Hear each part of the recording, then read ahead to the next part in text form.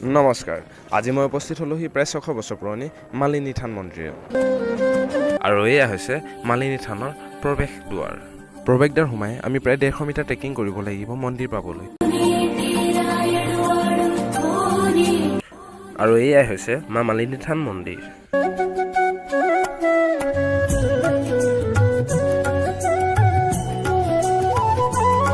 জানিব পৰা মতে এই ঠাইতে আছিল এটা সময়ত নানান ফুলেৰে ভৰা এখনি উপভৱন। আৰু সেই উপভৱনত একেলগে কেইবাগৰাকীও মালিনীয়ে কাম কৰিছিল। আৰু তাৰে এগৰাকী মালিনীয়ে মহাদেৱ সদাশিৱৰ প্ৰেমত পৰিছিল। সেই কথা পাৰ্বতীয়ে জানিব পাই ক্ৰোধান্বিত হৈ সেই মালিনীগৰাকীৰ মুণ্ড ছিঙি দিছিল। আৰু এই ঘটনাৰ পৰাই এই ঠাইডোখৰ মালিনী থান হিচাপে জনাজাত হ'ল। ইয়াৰ পাছতে আমি যদি আৰু 2 কিলোমিটাৰ ট্ৰেকিং কৰি যাওঁ পাহাৰৰ শীৰ্ষলৈ, তেন্তে আমি পাম মা ৰুক্মিণী মন্দিৰ। এয়া হৈছে মা ৰুক্মিণী মন্দিৰ।